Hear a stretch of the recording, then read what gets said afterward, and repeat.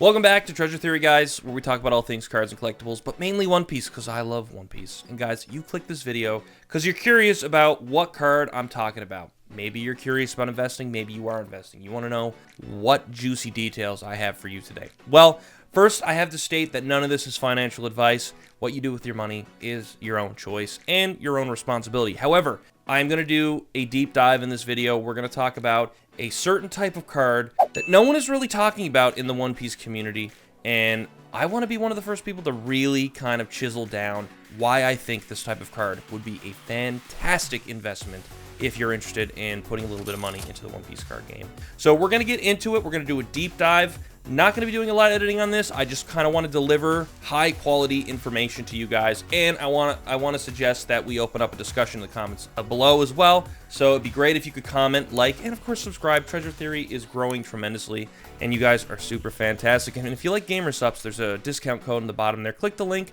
use code PAPA or Theory, and get 10% off your order. Hey, had to throw that in there. All right, without any further ado, let's get into it. So you're thinking about investing in the One Piece card game. Let's take a look at the most obvious stuff first. People are obviously investing in product. People are investing in the boxes, the cases, and as you know, in a case, there's like 10 to 12 boxes of, cards, depending on, obviously the premium booster only has 10, but the majority of them have like 12, like Awaken of the New Era, which, by the way, great investment, definitely one of the top ones. I would totally recommend getting Awaken of the New Era. Romance Dawn, of course. I mean, this is a pretty, the blue one is kind of, as you can see, has gone up a lot.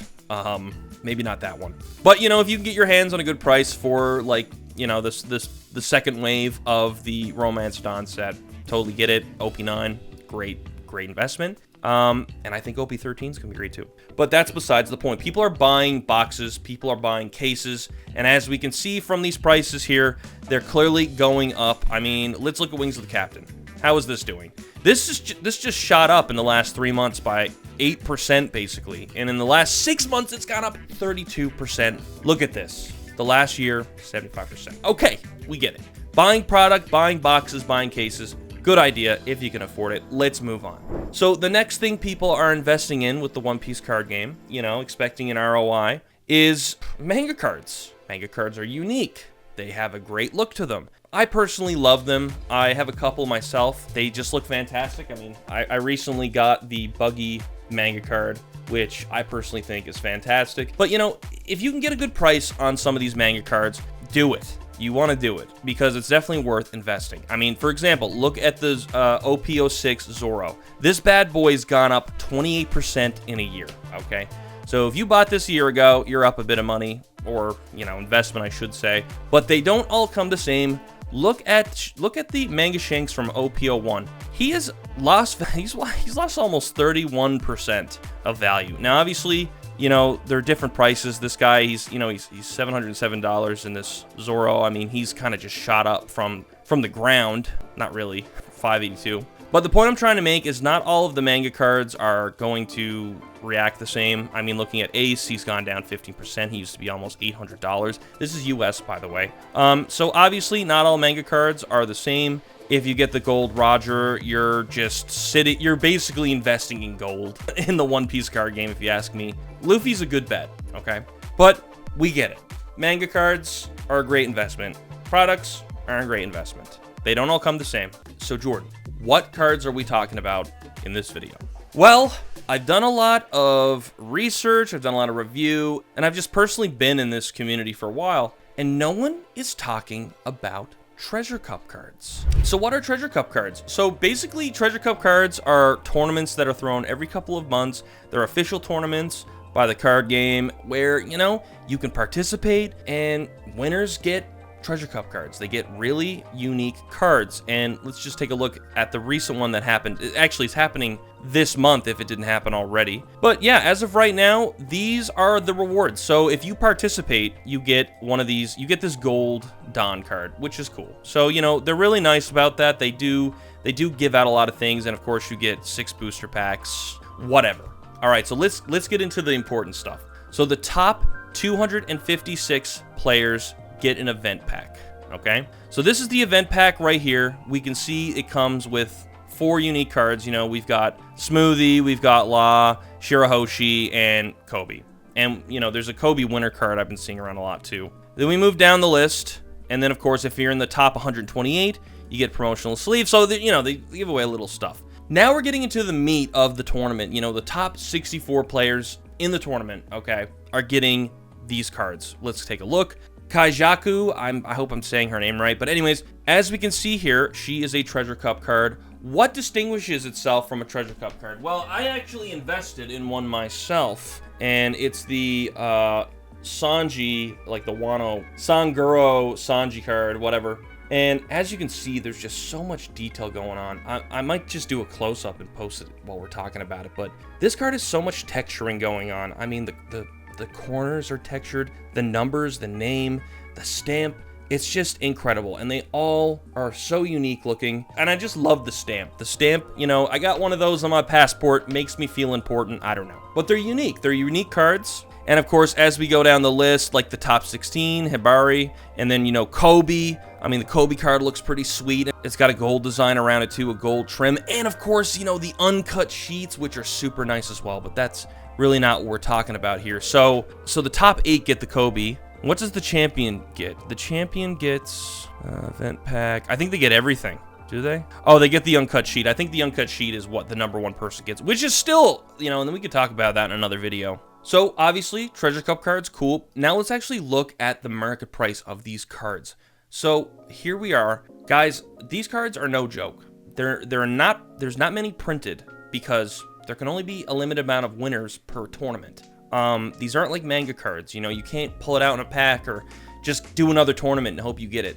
Once that tournament has passed, those cards are basically distributed, and then you no longer see them again. You have to buy them off the winners or whoever got them. Let's take a look. We've got a Rebecca card here from the October Championship 2024 online regionals. They do online and offline, I believe. This card is worth $1,800 US, which is crazy, okay? This card's gone up 11% in a year, but I digress. Beautiful card, really nice. Let's move on. We've got, you know, the Big Mom, this really cool looking Big Mom card. This card's worth $180, but there aren't many of these cards, okay? So just like manga cards, there's a limited distribution of these things, but they're like from 2 different sides of the One Piece card game. We've got the pack pulling, and then we've got the actual playing the card game and winning the cards themselves. Taking a look at Marco, the Marco 2023 championship card. I mean, this guy's going for $750 US, but we have to remember, people are getting away with higher prices for these cards. There's a lot of people who really value these cards. I mean, think about it. They're basically like trophy cards. You know, these are people who were really good at the game. They won in regionals. They won in these tournaments. They got these cards, and they're just like official trophies of the One Piece card game. Sure, you can pull a manga card, which is awesome.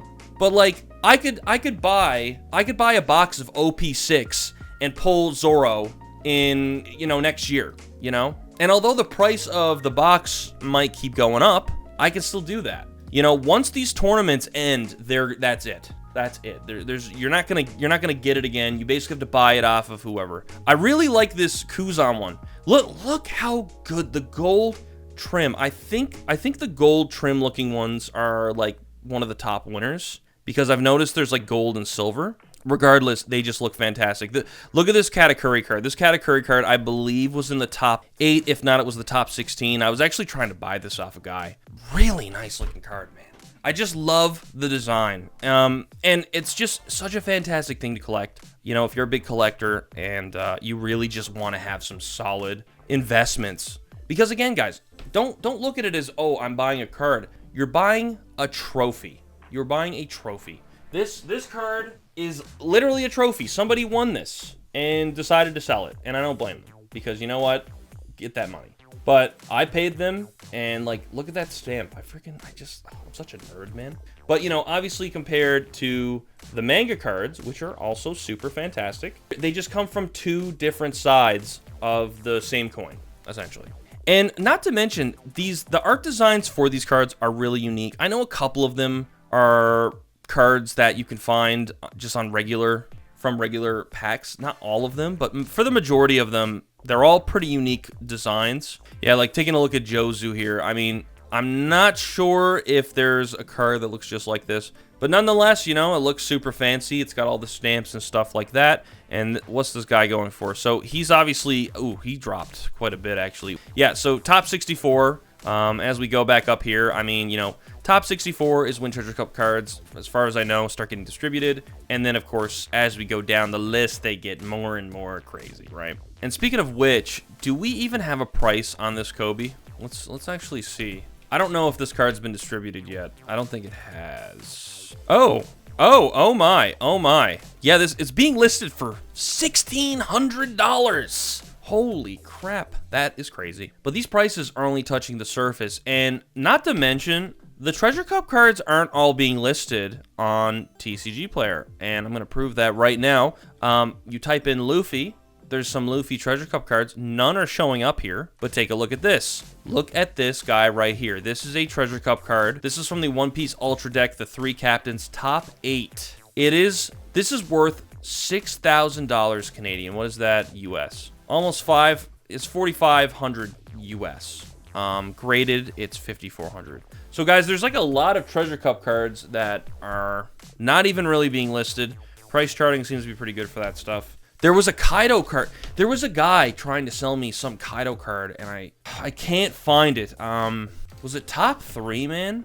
Oh, here it is. A guy was trying to sell me this card right here. What is this? This is the 2023 second place trophy card. And do you want to know what he was asking for this, for a Beckett 10? He was asking for $10,000 for this card, which is crazy, But anyways, guys, there you have it. Treasure Cup cards are a secret for some reason when they shouldn't be when it comes to One Piece investing, and I highly recommend you look into it. If you can't afford the high price ones, because the top 64 cards are typically in the $300 to $400 range Canadian, so I don't know what that is, 150 to something US. But then as it goes to the top 16, the top 8, you know, it's obviously getting more expensive. But with that being said, guys, that is it. Treasure Cup cards are king in my opinion. They're super cool, they're super unique, they're limited print, and if you can get a PSA 10 of these things, I mean, you're laughing. Seriously.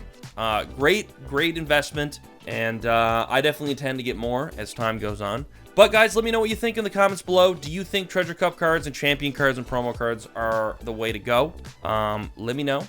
And I hope you did enjoy this video. If you did, stick around. We got more videos. One should pop up on the screen. Click it, and I will see you over there.